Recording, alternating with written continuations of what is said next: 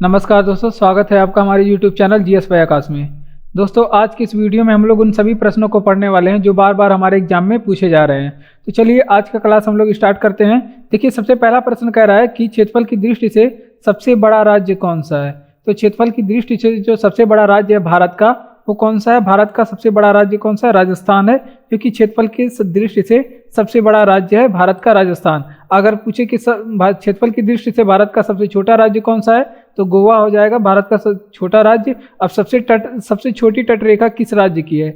सबसे छोटी तटरेखा किस राज्य की है, तो ये भी बताएंगे आप लोग किसकी है। तो सबसे छोटी तटरेखा वाला राज्य कौन सा है? गोवा है। ठीक, अब आपसे पूछे कि सबसे बड़ी तटरेखा किन राज्यों की है। सबसे बड़ी तटरेखा किन राज्यों की है, तो सबसे बड़ी तटरेखा वाले राज्य हो जाएंगे। सबसे बड़ा तटरेखा किस राज्य के पास है?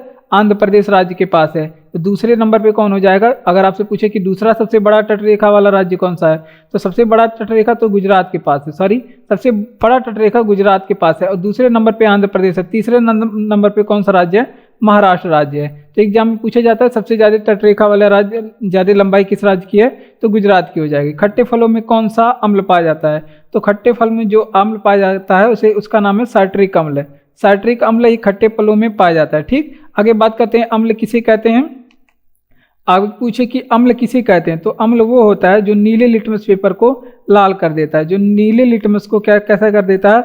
लाल कर देता है। और अम्ल का पीएच कितना होता है? अम्ल का जो पीएच मान है वो 7 से कम होता है। ठीक, 7 से कम होता है अम्ल का पीएच मान। आपसे पूछे कि सिरका में कौन सा अम्ल पाया जाता है, आपसे पूछे कि सिरका में, अगर आपसे पूछे कि सिरका में कौन सा अम्ल पाया जाता है, तो आप लोग बताएंगे कि एसिटिक अम्ल पाया जाता है सिरका में। सारे प्रश्न कई बार एग्जाम में पूछे गए हैं, एसिटिक अम्ल पाया जाता है सिरका में। ठीक, तो इन चीजों को आप लोग याद रखेंगे। ठीक, आगे बात करते हैं भारत की सबसे पुरानी पर्वत श्रृंखला कौन सी है। तो भारत की सबसे पुरानी पर्वत श्रृंखला का नाम क्या है? अरावली है। अरावली है भारत की सबसे पुरानी पर्वत श्रृंखला। इसकी सबसे ऊंची चोटी का नाम क्या है? अरावली की जो सबसे ऊंची चोटी है उसका नाम है गुरु शिखर। और गुरु शिखर कहाँ पे है? राजस्थान में है। गुरु शिखर माउंट आबू के पास है और इसकी ऊंचाई कितनी है? 1722 मीटर इसकी ऊंचाई है। आगे बात करते हैं यहाँ पे कि यहाँ से अरावली से कौन सी नदी का उद्गम होता है। तो अरावली से नदी का पूछे तो लूनी नदी का उद्गम होता है अरावली से, जो कि जाके यहाँ पे कच्छ के रण में क्या हो जाती है? लुप्त हो जाती है। कच्छ के रण में लुप्त हो जाती है। ठीक, ये अरब सागर में नहीं जाती, कच्छ के रण में लुप्त हो जाती है। अब बात करते हैं यहाँ पे अरावली सागर की राजस्थान में। तो अरावली की बात करें तो यहाँ पे सर्वाधिक विस्तार इसमें किस राज्य में है? अरावली की सर्वाधिक विस्तार राजस्थान राज्य में है। ये भी आप लोग याद रखेंगे, राजस्थान राज्य में इसका सर्वाधिक विस्तार है। आगे हम लोग बात करते हैं जंतु विज्ञान के जनक किसे कहा जाता है। तो जंतु विज्ञान के जनक किसे कहा जाता है? अरस्तु को कहा जाता है जंतु विज्ञान के जनक। आपसे पूछे कि आयुर्वेद का जनक किसे कहा जाता है? आयुर्वेद का जनक किसे कहा जाता है? तो आप सभी जानते हैं कि आयुर्वेद का जनक चरक को कहा जाता है। कई दफा एग्जाम में पूछा गया। आनुवांशिकी का जनक आप लोग बताएंगे, आनुवांशिकी का जनक किसे कहा जाता है? तो आनुवांशिकी के जनक के बारे में बात रखेंगे आप लोग। मेंडल को कहा जाता है। जैव विविधता का जनक किसे कहा जाता है? जैव विविधता का जनक किसे कहा जाता है? तो ईओ विल्सन को कहा जाता है। जैव विविधता का जनक किसे कहा जाता है? ईओ विल्सन को कहा जाता है। आपसे पूछे कि वनस्पति विज्ञान का जनक किसे कहा जाता है? वनस्पति विज्ञान का जनक किसे कहा जाता है? तो थियोफ्रेस्टस को कहा जाता है। वनस्पति विज्ञान का जनक किसे? थियोफ्रेस्टस को कहा जाता है। ठीक, इन सारी चीजों को आप लोग याद रखेंगे। अब बढ़ते हैं अपने अगले प्रश्न की ओर। आगरा का लाल किला किसने बनवाया था? अगर आपसे पूछे कि आगरा का लाल किला किसने बनवाया था, तो आप लोग बताएंगे आगरा का लाल किला अकबर ने बनवाया था। आपसे पूछे कि दिल्ली का लाल किला किसने बनवाया था? दिल्ली का लाल किला किसने बनवाया था? तो दिल्ली का लाल किला जब पूछेगा तो आप लोग बताएंगे कि दिल्ली का लाल किला जो है वो यहाँ पे शाहजहां ने बनवाया था। ठीक, शाहजहां ने बनवाया था दिल्ली का लाल किला। ठीक, ये आप लोग याद रखेंगे। आपसे पूछे सांची का स्तूप किसने बनवाया था? सांची का स्तूप आपसे पूछे किसने बनवाया था? सांची का स्तूप कहाँ पे? मध्य प्रदेश में। बनवाया किसने था? अशोक बनवाया था। अशोक किस वंश का शासक था? ये मौर्य वंश का शासक था। ठीक, तो इन सारी चीजों को आप लोग याद रखेंगे। आपसे पूछे कि जीटी रोड का निर्माण किसने करवाया था? कई दफा एग्जाम में पूछा जाता है जीटी रोड का निर्माण किसने करवाया था? तो शेरशाह सूरी ने करवाया था। शेरशाह सूरी ने करवाया था जीटी रोड का निर्माण। शेरशाह सूरी ने करवाया था। और जीटी रोड का यहाँ पे शेरशाह सूरी की बात करें, इसका मकबरा कहाँ पे है? सासाराम में है। और सासाराम कहाँ पे है? बिहार में इसका मकबरा बना हुआ है। ये भी एग्जाम में पूछा जाता है। किसके जन्मदिन पे खेल दिवस मनाया जाता है? 29 अगस्त का दिन आप लोग याद रखेंगे। यहाँ पे खेल मेजर ध्यानचंद के जन्मदिन पे मनाया जाता है। पेन चेंज करेंगे यहाँ पे, मेजर ध्यानचंद के जन्मदिन पे मनाया जाता है खेल दिवस। ठीक, अब बात करते हैं हॉकी का जादूगर किसे कहा जाता है? हॉकी का जादूगर किसे कहा जाता है? ठीक, तो मेजर ध्यानचंद को हॉकी का जादूगर कहा जाता है। ठीक, ये सारी चीज़ें आप लोग याद रखेंगे। ठीक, आगे बात करते हैं 29 अगस्त को खेल दिवस मनाया जाता है और मेजर ध्यानचंद की जन्म पे आपसे पूछे कि आगा खां कब किस खेल से संबंधित है। आगा, यहाँ पे आगा खां कब किस खेल से संबंधित है, तो आगा खां कब आप लोग याद रखेंगे, ये यहाँ पे हॉकी से संबंधित है। ठीक, हॉकी से संबंधित है। इन सारी प्रश्नों को आप लोग याद रखेंगे तो हम लोग आगे बढ़ते हैं। इसे आप लोग कॉपी पे नोट करिए और एक दो बार जरूर इसे पढ़िए। बहुत ही इंपॉर्टेंट क्लास है और इस क्लास को अपने दोस्तों में भी शेयर करिए। अगर वीडियो अच्छा लगा हो तो लाइक करिए, चैनल को सब्सक्राइब करके हमारे साथ जुड़िए और अपनी तैयारी को दुगनी तेजी से आगे बढ़ाइए। प्रथम विश्व युद्ध कब शुरू हुआ था, क्योंकि प्रथम विश्व युद्ध कई बार पूछा जाता है। 28 जुलाई को शुरू हुआ था। यहाँ पे 28 जुलाई 2014 का डेट याद रखेंगे, या इस सब शुरू हुआ था। अब यहाँ पे दोनों विश्व युद्धों को देख लेते हैं। प्रथम विश्व युद्ध आपसे पूछे तो ये 1914 से लेके 1918 तक चला था। 1914 से लेके 18 तक चला था। और दूसरा वाला जो विश्व युद्ध था वो कब से कब चला था, 1939 से लेके 1945 तक चला था। दूसरा वाला 1939 से लेके 1945 तक चला था। अंतरिक्ष में जाने वाले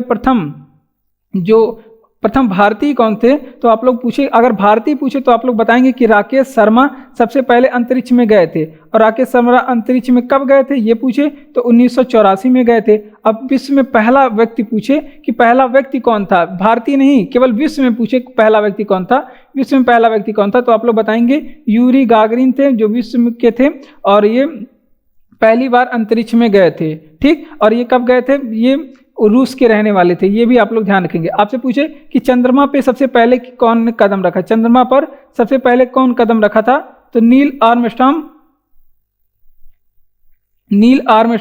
सबसे पहले चंद्रमा पे कदम रखे थे। नील आर्मस्ट्रॉन्ग सबसे पहले चंद्रमा पे कदम रखे थे और ये किस जगह के थे, यूएसए के थे। ये भी एग्जाम में पूछा जाता है। इन सभी चीज़ों को आप लोग याद रखेंगे। आगे बात करते हैं यहाँ पे जलियांवाला हत्याकांड कब हुआ, तो जलियांवाला हत्याकांड के बाद बात करें 13 अप्रैल 1919 को घटना है। 13 अप्रैल 1919 को घटना। यहाँ पे कुछ निहत्थे लोगों के ऊपर गोली चलाया जाता है। और जलियांवाला बाग हत्याकांड ये कहाँ पे हुआ था, ये अमृतसर पंजाब में हुआ था। अमृतसर पंजाब में हुआ था। और अमृतसर नगर की स्थापना किसने किया था, तो गुरु रामदास करते हैं। अमृतसर शहर की स्थापना गुरु रामदास करते हैं। ये भी एग्जाम में पूछा जाता है, गुरु रामदास इसकी स्थापना करते हैं। ठीक, आगे बात करते हैं यहाँ पे गोली चलाने का आदेश किसने दिया था। यहाँ पे गोली चलाने का आदेश जलियांवाले बाग हत्याकांड में गोली चलाने का आदेश किसने दिया था, तो जनरल डायर ने दिया था। ये भी एग्जाम में पूछा जाता है, जनरल डायर ने दिया था यहाँ पे गोली चलाने का आदेश। अजंता की गुफाएं किस राज्य में स्थित है, अजंता की गुफाएं पूछे तो महाराष्ट्र राज्य में स्थित है।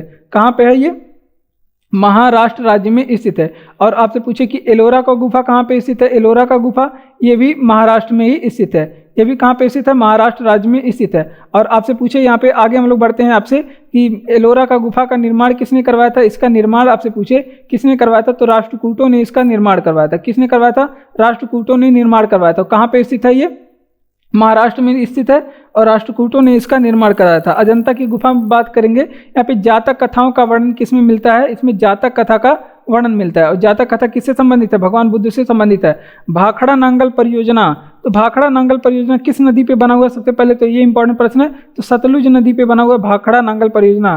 किस नदी पे, सतलुज नदी पे बना हुआ है भाखड़ा नांगल परियोजना। फिर पूछेगा किस राज्य में बना हुआ है, तो हिमाचल प्रदेश में ये बना हुआ है। ठीक, आगे बात करते हैं यहाँ पे आपसे पूछे कि इडुक्की परियोजना किस राज्य में बना हुआ है, इडुक्की परियोजना किस राज्य में बना हुआ है, तो इडुक्की परियोजना के बारे में बात करेंगे आप। केरल में है ये पेरियार नदी पे बना हुआ है, पेरियार नदी पे बना हुआ है। ठीक, पेरियार नदी पे इडुक्की परियोजना बना हुआ है। आपसे पूछे यहाँ पे एग्जाम में उकाई परियोजना किस नदी पे बना हुआ है, उकाई परियोजना। इन सारे परियोजनाओं को आप लोग एग्जाम में लिखेंगे, यहाँ पे कॉपी में लिखेंगे, ये एग्जाम में बार बार पूछे जाते हैं। तो उकाई परियोजना पूछे ये ताप्ती नदी पे बना हुआ है और किस राज्य में है उकाई परियोजना, ये गुजरात राज्य में स्थित है। ठीक, आपसे पूछे यहाँ पे थीन बांध परियोजना किस नदी पे बना हुआ है, थीन बांध परियोजना किस नदी पे बना हुआ है, तो थीन बांध परियोजना के बारे में बात करें तो ये रावी नदी पे बना हुआ है। और रावी नदी कहाँ पे, ये पंजाब में बना हुआ है। ठीक, पंजाब में बना हुआ है। ठीक, आगे बात करते हैं यहाँ पे स्वतंत्र भारत के पहले गवर्नर जनरल कौन थे, तो स्वतंत्र भारत के जो पहले गवर्नर जनरल थे, बहुत इंपॉर्टेंट प्रश्न है, कई बार एग्जाम में पूछा गया है, ये सी राजगोपालाचारी थे। ठीक, सी राजगोपालाचारी थे। ठीक, आपसे पूछे यहाँ पे भारत के पहले गवर्नर जनरल कौन थे, यहाँ पे भारतीय पूछ रहा है, लेकिन आपसे पूछे भारत के पहले गवर्नर जनरल कौन थे? भारत के पहले गवर्नर जनरल कौन थे? तो आप लोग बताएंगे कि विलियम बेंटिंक थे भारत के पहले गवर्नर जनरल। ये सभी आप लोग कॉपी में नोट करेंगे, कॉपी में नोट करते हुए चलेंगे। विलियम बेंटिंक थे भारत के पहले गवर्नर जनरल। और बात करें आपसे भारत के अंतिम गवर्नर जनरल कौन थे? बहुत ही इंपॉर्टेंट प्रश्न है, अंतिम गवर्नर जनरल कौन थे? हर एग्जाम में पूछे जाते हैं ये सभी। तो अंतिम गवर्नर जनरल की बात करें, लॉर्ड कैनिंग था भारत का अंतिम गवर्नर जनरल। कौन? लॉर्ड कैनिंग था। और अंतिम और प्रथम ये वायसराय था, अंतिम गवर्नर जनरल और प्रथम क्या था? वायसराय था, प्रथम वायसराय था। और अंतिम वायसराय कौन था ये आप लोग बताएंगे। अंतिम वायसराय कौन था? तो लॉर्ड माउंटबेटन था, माउंटबेटन अंतिम वायसराय था। ठीक, माउंटबेटन, यहाँ पे लॉर्ड वगैरह नहीं लगाना है, माउंटबेटन भारत के अंतिम वायसराय थे। ठीक, इतना आप लोग याद रखेंगे। अगला प्रश्न हमारा, टेलीफोन का आविष्कार किसने किया था? तो टेलीफोन का आविष्कार अलेक्जेंडर ग्राहम बेल ने किया था। टेलीफोन का आविष्कार अलेक्जेंडर ग्राहम बेल ने किया था। टेलीफोन का आविष्कार एग्जाम में पूछा जाता है। अगर आपसे पूछे कि यहाँ पे मोबाइल का आविष्कार किसने किया था, मोबाइल का आविष्कार किसने किया था, तो आप लोग ध्यान रखेंगे मार्टिन कूपर ने किया था मोबाइल का आविष्कार। लेकिन आपसे पूछे एग्जाम में टेलीविजन का आविष्कार किसने किया था, टेलीविजन का आविष्कार किसने किया था, तो इसे आप लोग याद रखेंगे जॉन लोगी बेयर्ड ने किया था। टेलीविजन का आविष्कार जॉन लोगी बेयर्ड ने किया था। आपसे पूछे कि यहाँ पे साबरमती आश्रम की स्थापना कब हुई थी, तो साबरमती आश्रम की स्थापना 1916 में हुई थी। कहाँ पे हुई थी ये साबरमती आश्रम? अहमदाबाद में हुई थी, अहमदाबाद में हुई थी। अहमदाबाद कहाँ पे है? अहमदाबाद गुजरात में स्थित है। और बात करें किसने किया था यहाँ पे, इसकी स्थापना गांधी जी ने किया था। साबरमती आश्रम की स्थापना गांधी जी ने किया था। तो इन सारी चीज़ों को आप लोग याद रखेंगे। चौरी चौरा कांड कब हुआ? देखिए ये भी इंपॉर्टेंट घटना है और इतिहास में बहुत पूछे जाते हैं। चौरी चौरा कांड मॉडर्न हिस्ट्री का प्रश्न है। तो चौरी चौरा कांड घटना कब हुआ था? तो ये 4 फरवरी के दिन हुआ था, 4 फरवरी 1922 को हुआ था। ठीक, और कहाँ पे हुआ था? ये चौरी चौरा नामक स्थान पे हुआ था। चौरी चौरा कहाँ पे है? ये गोरखपुर के उत्तर प्रदेश में है।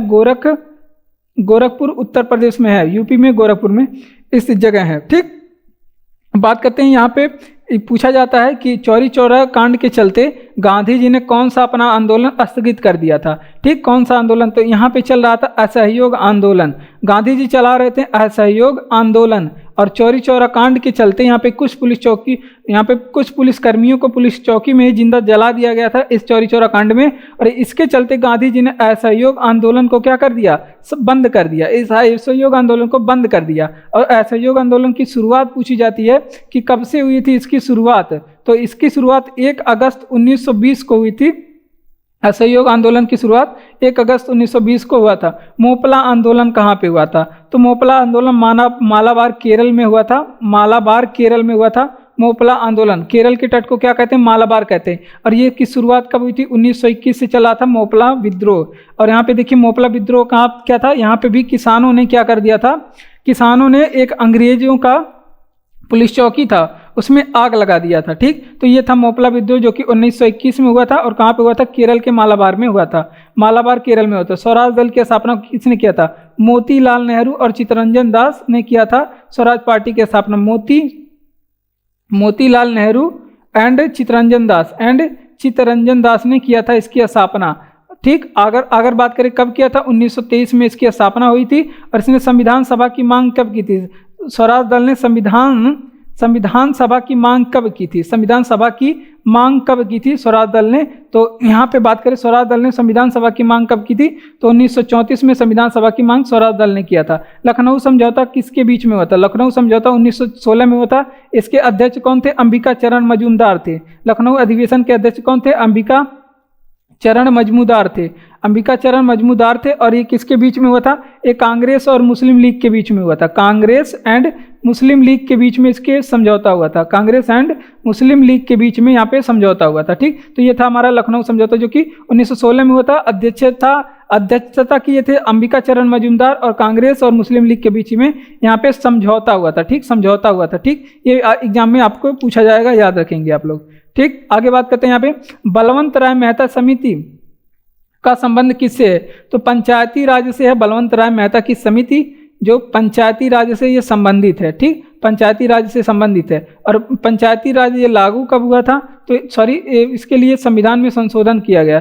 इसके लिए कौन सा संविधान संशोधन हुआ पंचायती राज से? ये इंपॉर्टेंट है, पूछा जाता है। इसके लिए 73वां संविधान संशोधन 1992 में हुआ था। और ये लागू कब हुआ था 73वां संविधान संशोधन? ये 73वां संविधान संशोधन ये 24 अप्रैल 24 अप्रैल सन 1993 में लागू हुआ था। 1993 में लागू हुआ था। ये बहुत ही इंपॉर्टेंट प्रश्न है।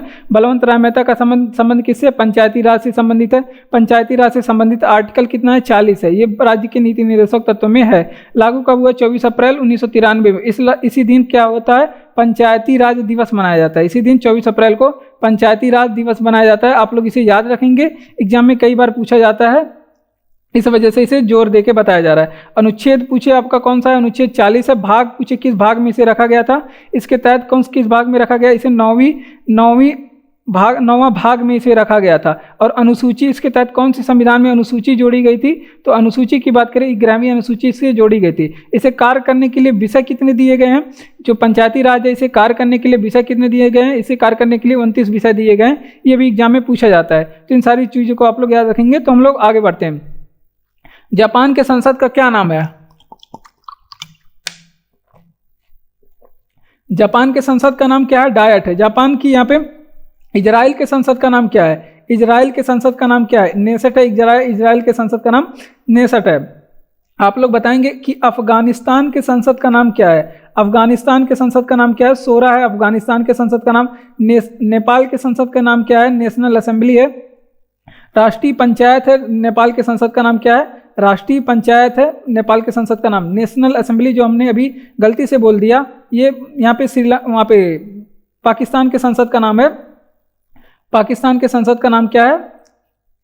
वो नेशनल असेंबली है। ठीक, ये सारी चीज़ें आप लोग याद रखेंगे। तो आइसोबार किससे संबंधित है? आइसोबार जो संबंधित है, एक समान वायुमंडलीय दाब को मिलाने वाली रेखा को क्या कहते हैं? आइसोबार लाइन कहते हैं। ठीक, एक समान वायुमंडलीय दाब को मिलाने वाली रेखा को क्या कहते हैं? आइसोबार लाइन कहते हैं। ठीक, वायुमंडलीय दाब को मिलाने वाली रेखा को क्या कहते हैं? आइसोबार लाइन कहते हैं। ठीक, और आइसोहोल लाइन किसे कहते हैं? ये आप लोग बताएंगे कि आइसोहोल लाइन किसे कहते हैं। तो आइसोहोल लाइन की बात करें तो ये किसे कहते हैं? समान लवणता को मिलाने वाली रेखा को आइसोहोल लाइन कहते हैं। समान लवणता को मिलाने वाली रेखा को आइसोहोल लाइन। हॉकी के जादूगर किसे कहा जाता है? तो मेजर ध्यानचंद को हॉकी का जादूगर कहा जाता है। मेजर ध्यानचंद को हॉकी का जादूगर कहा जाता है। और बात करते हैं मेजर ध्यानचंद के बारे में, 29 अगस्त को इनका जन्मदिन होता है। और इस दिन कौन सा दिवस मनाते हैं? खेल दिवस मनाते हैं। ठीक, खेल दिवस मनाते हैं। ये सारी चीज़ें आप लोग याद रखेंगे। सांख्य दर्शन के संस्थापक कौन थे?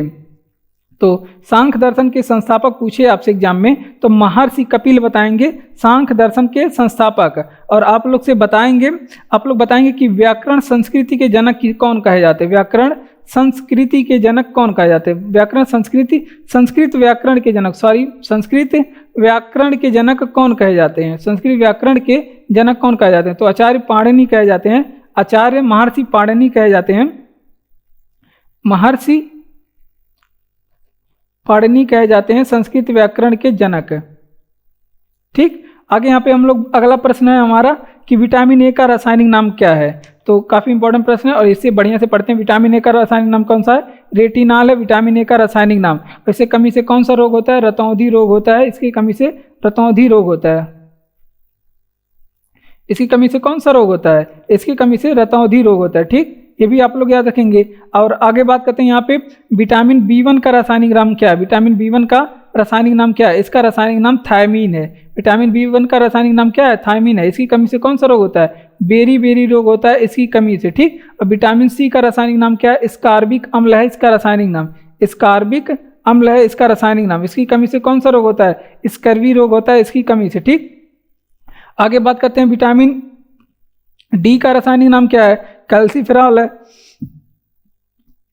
कैल्सीफेरॉल है विटामिन डी का रासायनिक नाम। सूर्य की प्रकाश से हमें कौन सी विटामिन मिलती है? तो विटामिन डी मिलती है। और विटामिन ई का रासायनिक नाम क्या है? टोकोफेरॉल। विटामिन ई का रासायनिक नाम है टोकोफेरॉल। और इसकी कमी से कौन सा रोग होता है? इससे जनन क्षमता में कमी होती है। विटामिन ई की कमी से जनन क्षमता में क्या होती है? कमी होती है। ठीक है, आप लोग इसे समझ लीजिएगा। ठीक, जनन क्षमता में कमी होती है। अब बढ़ते हैं अगले प्रश्न की ओर।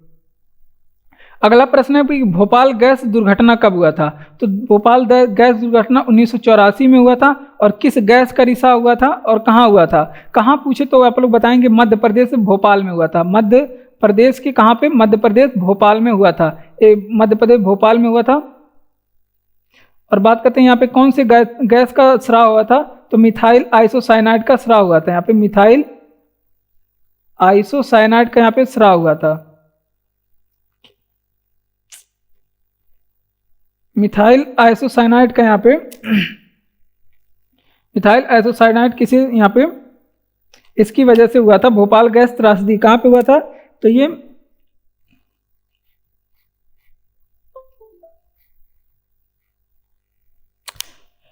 किस ग्रंथि को मास्टर ग्रंथि कहते हैं? पिट्यूटरी ग्रंथि को कहते हैं मास्टर ग्रंथि। पिट्यूटरी ग्रंथि को कहते हैं मास्टर ग्रंथि। ठीक। और बात करते हैं यहाँ पे कि शरीर की सबसे बड़ी ग्रंथि कौन सी है? शरीर की सबसे बड़ी ग्रंथि कौन सी है? शरीर की सबसे बड़ी ग्रंथि कौन सी है? तो यकृत है, शरीर की सबसे बड़ी ग्रंथि है। और शरीर की सबसे बड़ी बाह्यस्रावी ग्रंथि कौन सी है? बाह्यस्रावी ग्रंथि कौन सी शरीर की? तो सबसे बड़ी बाह्यस्रावी ग्रंथि कौन सी है? यकृत ही है, सबसे बड़ी शरीर की बाह्यस्रावी ग्रंथि है। इंसुलिन यहाँ पे सबसे बड़ी अंतःस्रावी ग्रंथि पूछे, शरीर की सबसे बड़ी अंतःस्रावी ग्रंथि कौन सी है? तो शरीर की जो सबसे बड़ी अंतःस्रावी ग्रंथि है वो थायराइड है, शरीर की सबसे बड़ी अंतःस्रावी ग्रंथि है। और थायराइड से कौन सा हार्मोन निकलता है? थायराइड से कौन सा हार्मोन निकलता है? तो थायरॉक्सिन निकलता है शरीर से, थायरॉक्सिन निकलता है थायराइड ग्रंथि से। ठीक। तो 5 नदियों की भूमि किसे कहा जाता है? पांच नदियों की भूमि जो है पंजाब को कहा जाता है 5 नदियों की भूमि। आपसे पूछे यहाँ पे धान का कटोरा किसे कहा जाता है? धान का कटोरा किस राज्य को कहा जाता है? तो धान का कटोरा जो है छत्तीसगढ़ राज्य को कहा जाता है। ठीक। छत्तीसगढ़ राज्य को कहा जाता है। आपसे पूछे कि चीनी का कटोरा किस राज्य को कहा जाता है? चीनी का कटोरा किस राज्य को कहा जाता है? तो उत्तर प्रदेश को कहा जाता है चीनी का कटोरा। आपसे पूछे कि विश्व में चीनी का कटोरा किस राज्य को कहा जाता है? तो कनाडा को कहा जाता, सॉरी क्यूबा को कहा जाता है। विश्व में चीनी का कटोरा क्यूबा को कहा जाता है। ठीक। तो इन सारी चीजों को आप लोग याद रखेंगे। रिएक्टर स्केल में किसका माप किया जाता है? तो रिएक्टर स्केल में भूकंप का माप किया जाता है। ठीक। भूकंप का माप किया जाता है। और भूकंप आने से पहले कौन सी गैस की अधिकता हो जाती है? वायुमंडल में कौन सी गैस निकलता है? वायुमंडल में कौन सी गैस की अधिकता हो जाती है? तो रेडान गैस की अधिकता हो जाती है। भूकंप का मापन भूकंप का मापन तो ये आप रिएक्टर स्केल बता देंगे, लेकिन भूकंप का अध्ययन क्या कहलाता है? भूकंप का अध्ययन क्या कहलाता है? तो सिस्मोलॉजी कहलाता है। भूकंप का अध्ययन क्या? सिस्मोलॉजी कहलाता है। ठीक। ये भी आप लोग याद रखेंगे। और आगे हम लोग बात करते हैं यहाँ पे सर्वाधिक भूकंप किस रीजन में आते हैं? सर्वाधिक भूकंप आप लोग बताएंगे किस क्षेत्र में आते हैं? तो सर्वाधिक भूकंप की बात करें ये प्रशांत महासागर के क्षेत्र में आता है। ठीक। बात करें कंचनजंगा पर्वत शिखर किस राज्य में है? तो कंचनजंगा की बात करें ये आपके असम राज्य में है, सॉरी ये सिक्किम राज्य में है। कंचनजंगा पर्वत शिखर सिक्किम राज्य में है। और ये भारत की सबसे ऊंची चोटी, ये हिमालय की भारत में सबसे ऊंची चोटी है। ये हिमालय की भारत में सबसे ऊंची चोटी है। हिमालय की भारत में सबसे ऊंची चोटी है। ठीक। ये इसका जवाब ये होगा। ठीक। आगे बात करते हैं भारत की सबसे ऊंची चोटी क्या है? भारत की सबसे ऊंची चोटी क्या है? सबसे ऊंची चोटी क्या है? तो भारत की सबसे ऊंची चोटी क्या है? वो गाडविन ऑस्टिन K2 है। लेकिन भारत की हिमालय की भारत में सबसे ऊंची चोटी तो कंचनजंगा, लेकिन भारत की सबसे ऊंची चोटी K2 जिसे क्या कहते हैं? गाडविन ऑस्टिन भी कहते हैं। गाडविन ऑस्टिन भी कहते हैं। और गाडविन ऑस्टिन के बारे में बात करें तो गाडविन ऑस्टिन के बारे में बात करें तो ये भारत के किस राज्य में है? भारत के ये लद्दाख राज्य में। और ये इसकी ऊंचाई 8611 मीटर है। 8611 मीटर इसकी ऊंचाई है। ठीक। ये सारी चीजें आप लोग याद रखेंगे। और अगला प्रश्न है कि अगला प्रश्न कह रहा है कि सर्वेंट्स ऑफ इंडिया सोसाइटी के संस्थापक कौन है? सर्वेंट्स ऑफ इंडिया सोसाइटी के संस्थापक कौन है? तो इसके संस्थापक हो जाएंगे सर्वेंट्स ऑफ इंडिया सोसाइटी के संस्थापक गोपाल कृष्ण हो जाएंगे। गोपाल कृष्ण गोखले हो जाएंगे। गोपाल कृष्ण गोखले हो जाएंगे। ठीक। आगे बात करते हैं यहाँ पे और आप लोग बताएंगे बहिष्कृत हितकारिणी सभा के संस्थापक कौन है? बहिष्कृत हितकारिणी सभा के संस्थापक कौन है? बहिष्कृत हितकारिणी सभा के संस्थापक कौन है? तो बहिष्कृत हितकारिणी सभा के संस्थापक BR अम्बेडकर यानी कि भीमराव अम्बेडकर हो जाएंगे। ठीक। तो ये सारी चीजें आप लोग याद रखेंगे। बढ़ते हैं अगले प्रश्न की ओर।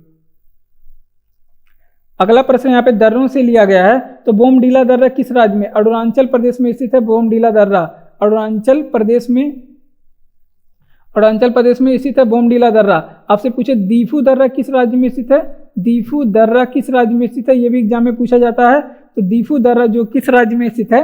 तो दीफू दर्रा भी आपके अरुणाचल प्रदेश राज्य में। बनिहाल दर्रा का नाम क्या है? इसे जवाहर सुरंग भी कहते हैं। बनिहाल दर्रा को जवाहर सुरंग भी कहते हैं। ठीक। ये आप लोग ध्यान रखेंगे।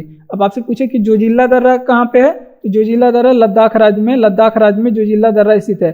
पालघाट दर्रा कहाँ पे स्थित है? तो पालघाट दर्रा को बात करें तो केरल से तमिलनाडु को जोड़ता है, केरल से तमिलनाडु को जोड़ता है। और इसकी बात करें पालघाट दर्रे की तो ये नीलगिरी के दक्षिण में पड़ता है। ये नीलगिरी पर्वत के सबसे दक्षिण में पड़ता है, नीलगिरी पर्वत के दक्षिण में पड़ता है। अब आप लोग बताएंगे कि नीलगिरी की सबसे ऊंची चोटी कौन सी है? नीलगिरी की सबसे ऊंची चोटी, यहाँ पे और फेमस दर्रे हैं जैसे थालघाट दर्रा कौन सा है? थालघाट दर्रा। और आप लोग बताएंगे भोरघाट दर्रा, भोरघाट दर्रा। थालघाट दर्रा और भोरघाट दर्रा दोनों की बात करें तो दोनों महाराष्ट्र राज्य में है, तो महाराष्ट्र में है दोनों। थालघाट दर्रे की बात करें तो थालघाट दर्रे कहाँ से कहाँ तक होके जाता है? तो थालघाट आपको जाना है तो मुंबई से, यहाँ पे मुंबई से होके यहाँ पे नागपुर तक जा सकते हैं, नागपुर तक जा सकते हैं मुंबई से। और भोरघाट दर्रे की बात करें यहाँ पे मुंबई से पुणे तक जाएंगे, इससे होके मुंबई से पुणे तक होके जाएंगे, इससे होके जाएंगे। खैबर दर्रा कहाँ पे? पाकिस्तान में स्थित है, पाकिस्तान के उत्तर में स्थित है खैबर दर्रा। जितने भी विदेशी आक्रमणकारी यानी कि आक्रमणकारी आते थे सब खैबर दर्रे के रास्ते से होके आते थे, आप लोग हिस्ट्री में सुने होंगे। और आपसे बात करें एलिफेंटा दर्रा किस राज्य में है? ये भी एग्जाम में पूछा जाता है, एलिफेंटा दर्रा किस राज्य में है? किस देश में? श्रीलंका में है। एलिफेंटा दर्रा कहाँ पे है? श्रीलंका में स्थित है। और नाथुला दर्रा, जयलेपला दर्रा ये किस राज्य के दर्रे हैं? ये सिक्किम में स्थित दर्रे हैं। नाथुला दर्रा के बारे में बात करें, इसे भारत और चीन के बीच में है। 2006 में इसे भारत और चीन के व्यापार के लिए खोला गया था, इससे पहले ये बंद था। ठीक, अब बात करते हैं अपने अगले प्रश्न की। आपसे पूछे कि माना नीति लिपुलेख दर्रा किस राज्य में? माना दर्रा एक पूछा जाता है, नीति दर्रा और एक लिपुलेख दर्रा, ये भारत के किस राज्य में? ये लिपुलेख दर्रा भारत के एक किस राज्य में? तो इसके बारे में आप लोग याद रखेंगे, भारत के उत्तराखंड राज्य में। ठीक, और अगर एग्जाम में आपसे पूछ लिया, अगर आपसे एग्जाम में पूछे सिपकिला दर्रा किस राज्य में है? सिपकिला दर्रा किस राज्य में? या फिर आपसे पूछे एग्जाम में बड़ा लाचा दर्रा किस राज्य में? बड़ा लाचा दर्रा किस राज्य में है? या फिर आपसे पूछे एग्जाम में कि रोहतांग दर्रा किस राज्य में? ये सभी इंपॉर्टेंट दर्रे हैं जो एग्जाम में बार बार पूछे जाते हैं। रोहतांग दर्रा, इन सभी प्रश्नों को आप लोग कॉपी में नोट करिएगा। तो ये सारे के सारे दर्रे कहाँ पे हैं? हिमाचल प्रदेश में स्थित दर्रे हैं। ठीक, हिमाचल प्रदेश में स्थित दर्रे हैं। ठीक, तो इसे आप लोग याद रखेंगे। बढ़ते हैं अगले प्रश्न की ओर। भारत में कुल कितने उच्च न्यायालय हैं? तो भारत में कुल 25 उच्च न्यायालय हैं। आगे पूछ रहा है हाईकोर्ट, किस हाईकोर्ट में न्यायाधीशों की संख्या सबसे कम है? तो आप लोग याद रखेंगे सिक्किम हाईकोर्ट में न्यायाधीशों की संख्या सबसे कम है। अब आपसे पूछे कि सर्वाधिक किस हाईकोर्ट में न्यायाधीशों की संख्या है? सर्वाधिक किस हाईकोर्ट में न्यायाधीशों की संख्या सर्वाधिक है? तो आप लोग बताएंगे उत्तर प्रदेश का जो हाईकोर्ट है, जिसे इलाहाबाद का हाईकोर्ट है, इलाहाबाद हाईकोर्ट है, यहाँ पे सर्वाधिक न्यायाधीशों की संख्या है। ठीक, कितनी है? आपसे पूछे कितनी संख्या है यहाँ पे न्यायाधीशों की? तो 160 यहाँ पे न्यायाधीश है, टोटल 160 न्यायाधीश है। ठीक, ये आप लोग याद रखेंगे। ठीक, आगे बात करते हैं यहाँ पे भारत का सबसे बड़ा उच्च न्यायालय कौन सा है? तो भारत का सबसे बड़ा उच्च न्यायालय कौन सा है? इलाहाबाद का उच्च न्यायालय। और ये किस राज्य का उच्च न्यायालय है? उत्तर प्रदेश का उच्च न्यायालय है। और इसकी स्थापना 1866 में हुई थी। तो ये भी आप लोग डेट आप लोग याद रखेंगे। ठीक, आगे यहाँ पे हम लोग अगला प्रश्न हमारा, पटना उच्च न्यायालय की स्थापना कब हुई थी? तो पटना उच्च न्यायालय 1916 में स्थापना हुई थी। पटना उच्च न्यायालय किस राज्य का है? तो बिहार का उच्च न्यायालय है। और पटना बिहार की क्या है? राजधानी भी है, बिहार की राजधानी भी पटना है। आपसे पूछे कि मध्य प्रदेश का जो हाई कोर्ट है, मध्य प्रदेश का जो हाई कोर्ट है वो किस वहाँ पे डिस्ट्रिक्ट में है? तो ये जबलपुर में है। मध्य प्रदेश का हाई कोर्ट जबलपुर में, यह जबलपुर हाई कोर्ट है मध्य प्रदेश का। बात करते हैं उच्च न्यायालय के क्षेत्राधिकार में परिवर्तन करने का जो ये अधिकार है वो संसद के पास है। और भारत की प्रथम महिला मुख्य न्यायाधीश कौन थी? तो भारत की प्रथम महिला मुख्य न्यायाधीश कौन सी? लीला सेठ थी, भारत की प्रथम महिला मुख्य न्यायाधीश है। और ये कब रिटायर होते हैं मुख्य न्यायाधीश? रिटायर कब होते हैं? तो ये रिटायर की बात करें 56 वर्ष की आयु में ये लोग रिटायर होते हैं। ठीक, आगे यहाँ पे बात करते हैं। अगला प्रश्न है हमारा, राज्यसभा का पदेन अध्यक्ष कौन होता है? तो उपराष्ट्रपति होते हैं राज्यसभा के पदेन अध्यक्ष। ठीक, उपराष्ट्रपति होते हैं। और ये बात कहा गया है आर्टिकल नंबर 64 में कि राज्यसभा का जो पदेन अध्यक्ष होगा वो उपराष्ट्रपति होगा। और उपराष्ट्रपति के बारे में जो अनुच्छेद है, तो उपराष्ट्रपति के किस अनुच्छेद में उपराष्ट्रपति के बारे में चर्चा है? तो अनुच्छेद नंबर आप लोग याद रखेंगे 63 में है उपराष्ट्रपति के बारे में प्रावधान, अनुच्छेद नंबर 53 में है, 63 में। और उपराष्ट्रपति अपने मत का प्रयोग कब करता है? उपराष्ट्रपति अपने मत का प्रयोग कब करता है? जो यहाँ पे मत बराबर हो जाते हैं तब ये अपने मत का प्रयोग करता है। मत बराबर हो जाते हैं, ये यहाँ पे राज्यसभा का ये पदेन सभा अध्यक्ष होता है, लेकिन ये अपने मत का प्रयोग तभी करता है जब यहाँ पे मत बराबर हो जाते हैं तो ये जिधर और अपना मत देगा उधर मान वहाँ पे जीत हो जाएगी। और वर्तमान में कौन है उपराष्ट्रपति? वर्तमान समय में उपराष्ट्रपति कौन है? तो जगदीप धनखड़ है। वर्तमान समय में उपराष्ट्रपति जगदीप धनखड़ है। ठीक, और इनके विपक्ष में कौन खड़े थे ये आप लोग कमेंट बॉक्स में बताएंगे।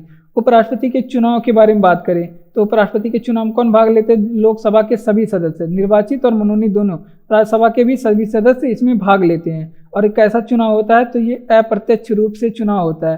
अप्रत्यक्ष रूप से चुनाव होता है।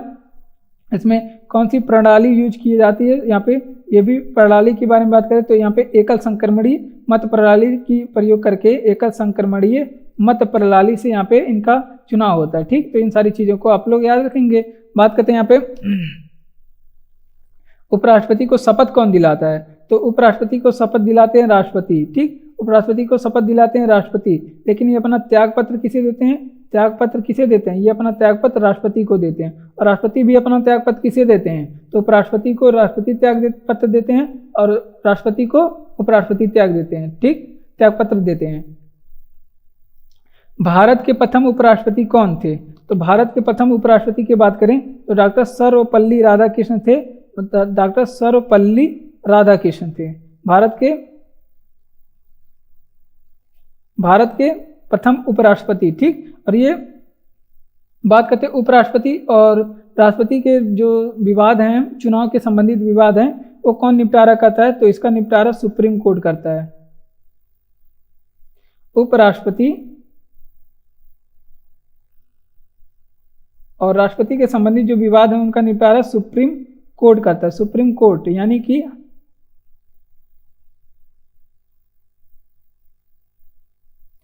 सर्वोच्च न्यायालय के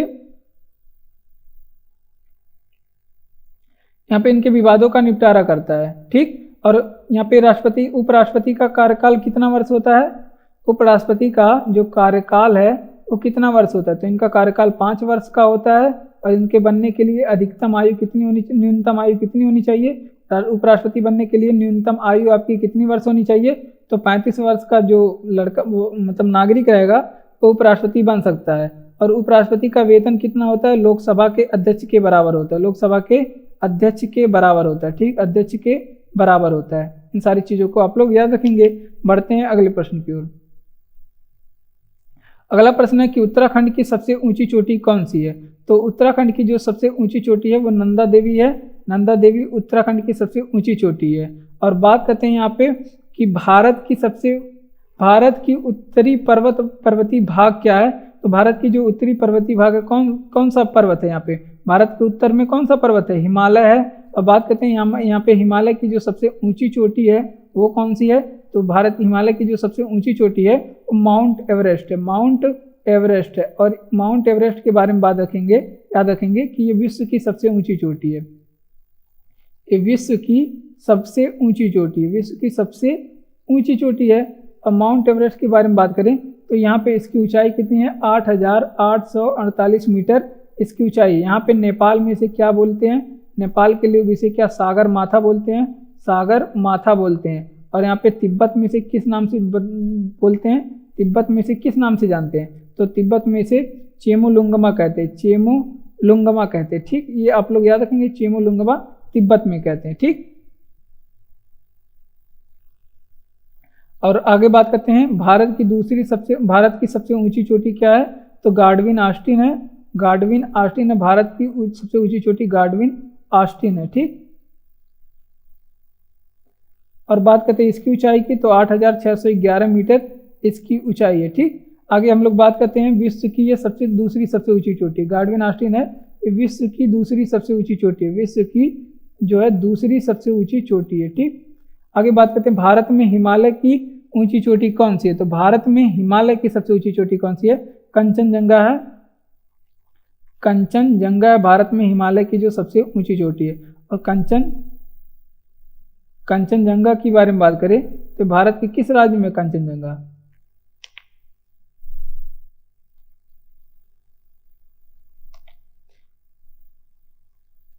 कंचनजंगा के बारे में बात करें तो भारत के ये सिक्किम राज्य में स्थित है। सिक्किम राज्य में ये स्थित है।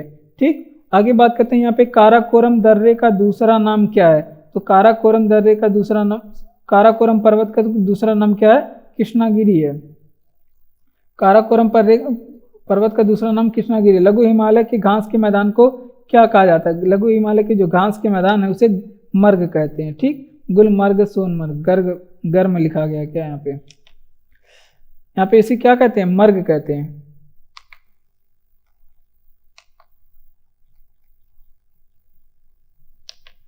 ठीक, अगला प्रश्न पे हम लोग चलते हैं और इस वीडियो का आखिरी प्रश्न है। और हिमालय पर्वत में की अराकान योमा नामक चोटी किस देश में? ये म्यांमार में इसका विस्तार म्यांमार तक चला गया। ठीक, आगे हम लोग बात करते हैं यहाँ पे कि भारत की सबसे प्राचीन पर्वत श्रेणी कौन सी है? अरावली है। सबसे प्राचीन पर्वत श्रेणी कौन सी है? अरावली है। और इसकी सबसे ऊंची चोटी आपको लोग को बताया कि गुरु शिखर है इसकी सबसे ऊंची चोटी, और इसकी ऊंचाई कितनी है? 1422 मीटर इसकी ऊंचाई है। ठीक, आगे हम लोग बात करते हैं सबसे बड़ा हिमनद कौन सा है? सियाचिन ग्लेशियर है। सियाचिन ग्लेशियर सबसे बड़ा हिमनद है। आपसे पूछे कि सह्याद्री किसे कहा जाता है? सह्याद्री किसे कहा जाता है? तो ये पश्चिमी घाट को सह्याद्री कहा जाता है। या फिर आप लोग याद रखेंगे कि पश्चिमी घाट को क्या कहा जाता है? पश्चिमी घाट को ही सह्याद्री कहा जाता है। ठीक, आगे बात करते हैं गिरनार पहाड़ियाँ कहाँ पे है? बिहार में स्थित है। गिरनार की पहाड़ियाँ बिहार में स्थित है। शिवराय की पहाड़ियाँ कहाँ पे स्थित है? तमिलनाडु में स्थित है। शिवराय की पहाड़ियाँ तमिलनाडु में स्थित पहाड़ियाँ। ठीक, छोटा नागपुर के पठार की सबसे ऊंची चोटी क्या है? तो छोटा नागपुर पठार की जो सबसे ऊंची चोटी है वो कौन सी है? पारसनाथ है। पारसनाथ है।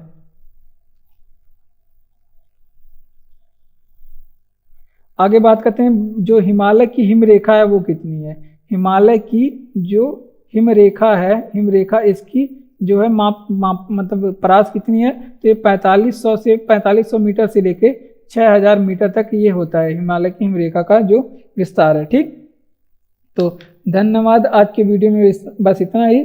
आपको अगर वीडियो अच्छा लगा हो तो वीडियो को लाइक करें, चैनल को सब्सक्राइब करें और अपने दोस्तों तक वीडियो को शेयर भी करें, और फिर हमारे साथ जुड़ें अपने उज्जवल भविष्य के लिए। धन्यवाद।